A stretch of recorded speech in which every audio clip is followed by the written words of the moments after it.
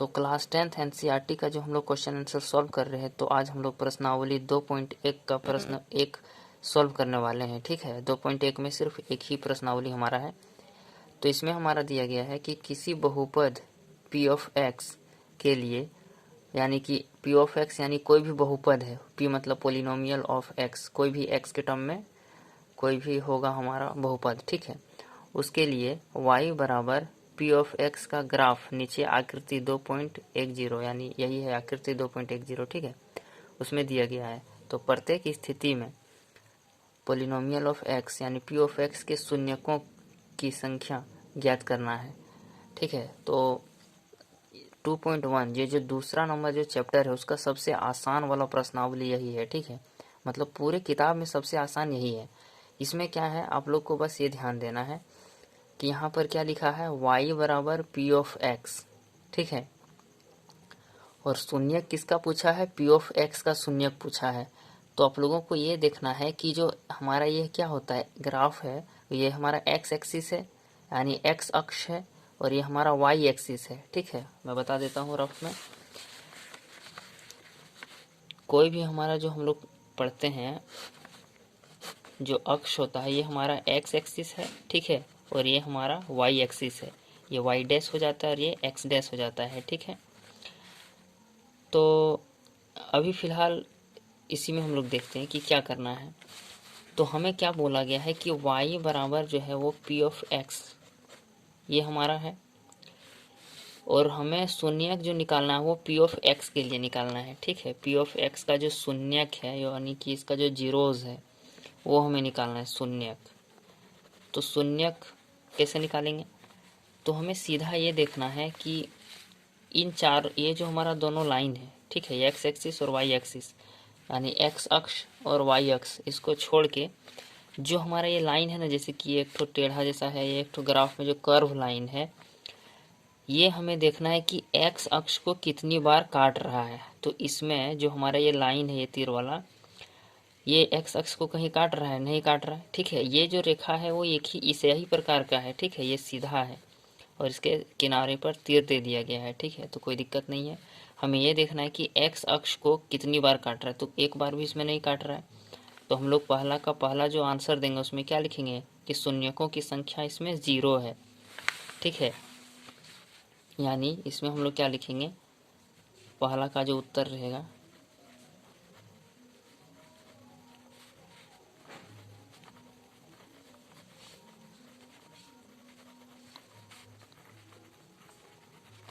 ठीक है, शून्यकों की संख्या 0 है, पहला का आंसर यही होगा।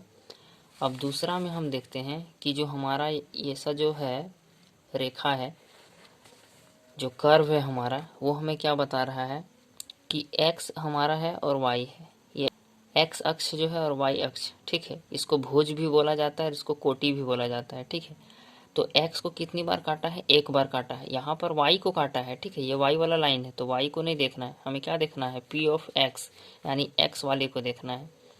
तो x को कितनी बार काटा है, एक बार काटा है, तो इसका क्या होगा, शून्यक 1 होगा इसका, दूसरा नंबर का। ठीक है, तो दूसरा नंबर में क्या होगा कि शून्यक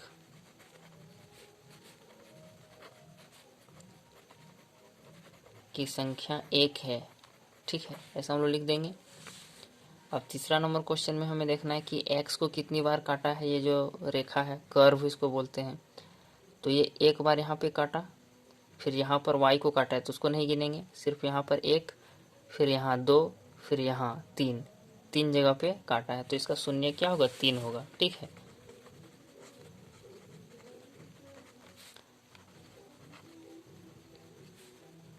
शून्य की संख्या, शून्यकों की संख्या 3 है, ऐसा हम लोग लिख देंगे।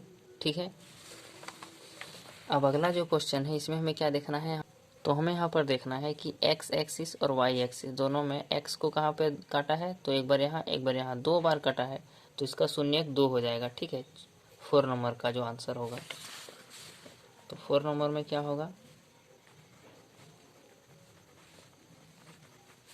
शून्यकों की संख्या 2 है, 2 है। ठीक है, अब 5वां नंबर में देखते हैं क्या होगा, एक्स एक्सिस को कितनी बार काटा है, तो एक बार, 2 बार 3 बार, 4 बार, ठीक है। तो इसमें लिखेंगे कि शून्यकों की संख्या 4 है।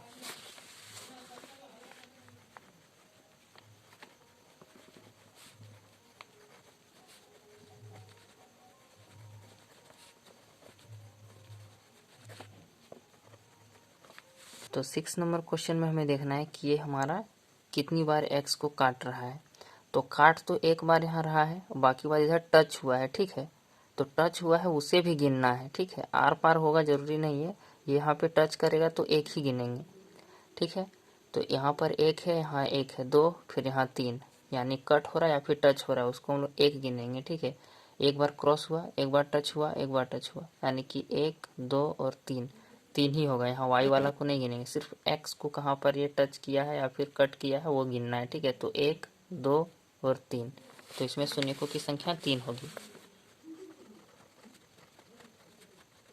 तो ये हमारा आंसर हो गया टोटल, ठीक है। तो आशा करते समझ में आ गया होगा आप लोगों को। यहाँ पर यदि हमारा ऐसा दिया रहता है कि x बराबर p ऑफ y, तब हम लोग देखते कि y को कहाँ कहाँ पर काटा गया है, ठीक है। वो चीज़ तब हम लोग देखते। और यहाँ पर p ऑफ y का शून्यक पूछा जाता कि p ऑफ y का शून्यक क्या है, यानी y को कहाँ कहाँ पर काटा गया है, सो हम लोग काउंट करते हैं यानी गिनते हैं, ठीक है।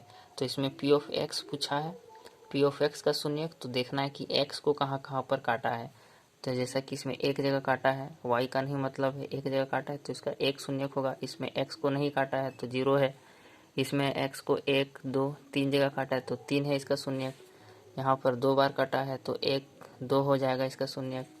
इसमें फिर x को 1, 2, 3, 4 जगह काटा है तो 4 हो जाएगा शून्यक। और यहाँ पर 1, 2, 3 हो जाएगा, क्योंकि यहाँ पे काटा नहीं है लेकिन टच हुआ है तो 1 गिनेंगे, ठीक है। 1, 2, 3। तो आशा करते हैं सबका शून्यक समझ में आ गया होगा आप लोगों को। तो क्लास 10th का मैथ का मैंने चैप्टर 1 को पूरा सॉल्व कर दिया है। प्लेलिस्ट में आप लोग देख सकते हैं प्रश्नावली 1.1 और 1.2 को।